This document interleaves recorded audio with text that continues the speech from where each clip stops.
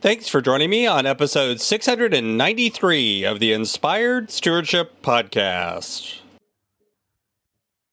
I'm Patrick Antonucci from Dad Hackers, and I challenge you to become the man that you were called and created to be. One way to be inspired to do this is to listen to this show, the Inspired Stewardship Podcast, with my friend, Scott Mater.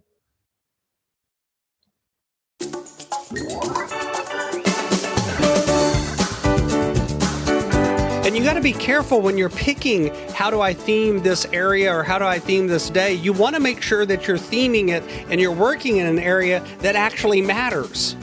It's something that's actually important to you, something that by doing this, by spending this time on this task or this set of tasks, you move the needle for yourself. You get more done in an area that's actually important, that actually matters.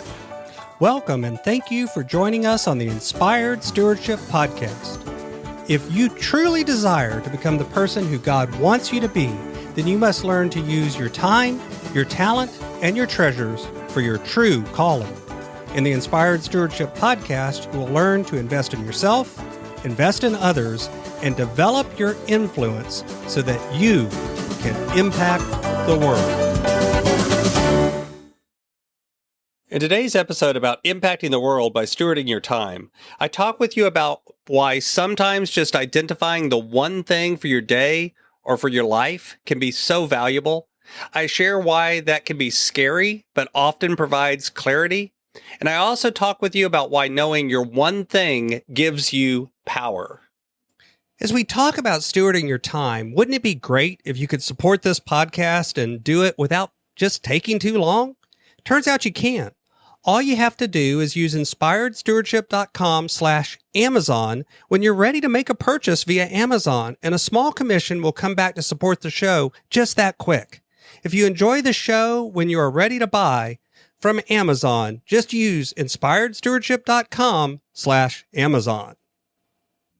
There's a great book called The One Thing that talks about how identifying the one thing that is what you want to concentrate on or what you want to do, and how important this is, and how it helps you become more productive. It helps you become more able to do the things that are important to you, and so on. But today I want to talk about one thing in a little different way. I want to talk about it a little bit more microscopically.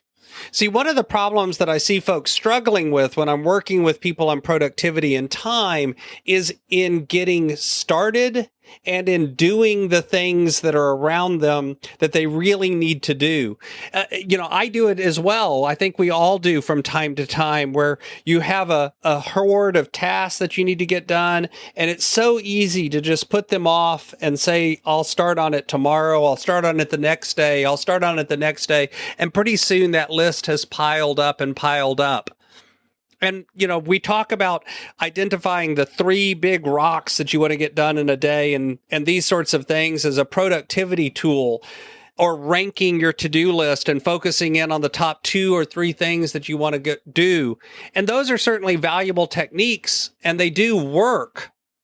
But oftentimes, if you can just identify the one thing for your day, what is the one thing that you want to focus on today? If you can theme your day and really focus in on one task or one set of tasks or one goal or end result or transformation that you want to produce or go through in a given day, and bring everything into that, it can help you get more done. It can help you get clarity and focus around what is it that I'm going to be taking care of today.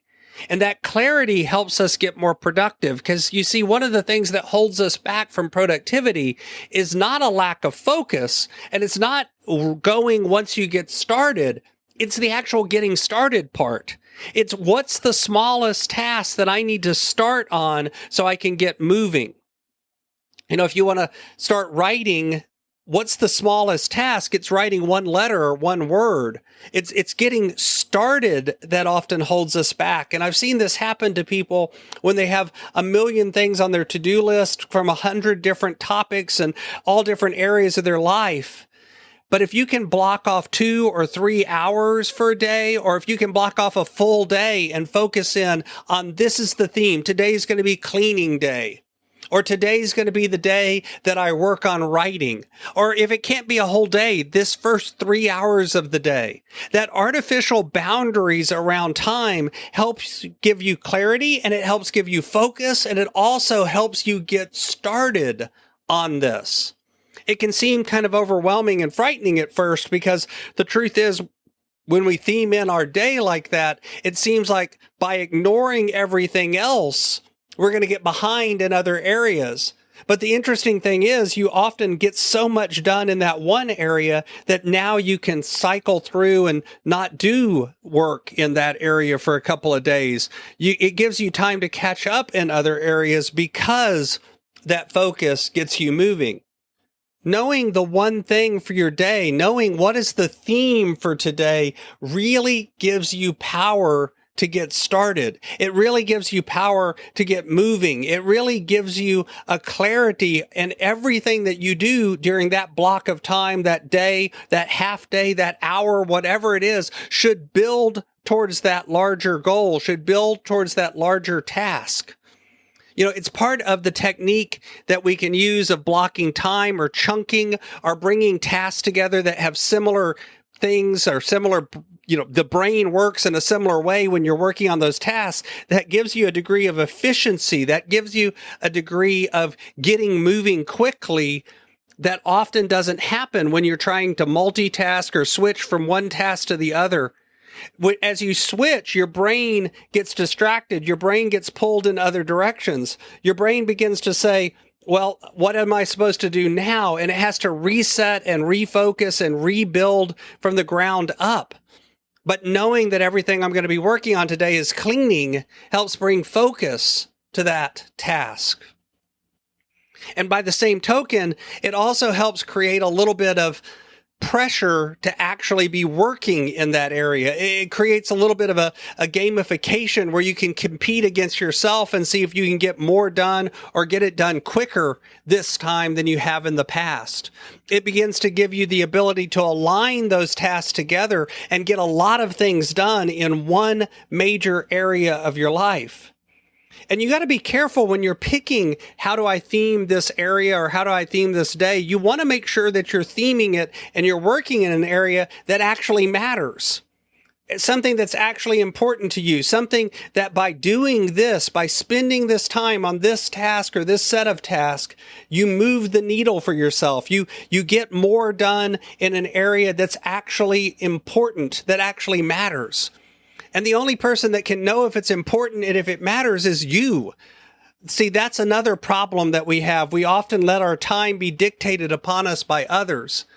And even if you work within a company, even if you have a boss, even if other people are telling you what to do, you still have the ability to use your time wisely by paying attention to how you structure your day. It's one of the reasons that I encourage people to shut off notifications, to turn off their email and other things while they're working on tasks where they need focus, because those little distractions add up to big times that pull us away. They give us disruption in doing the task and make us much less efficient. So if you could theme part of your day or the whole day, identify the 2 or 3 things that during a week are most important to you and try to block off periods of time where you can do those in concentrated tasks and see if that helps you not only get started faster, but get more done and enjoy it more while you're at it. Thanks for listening.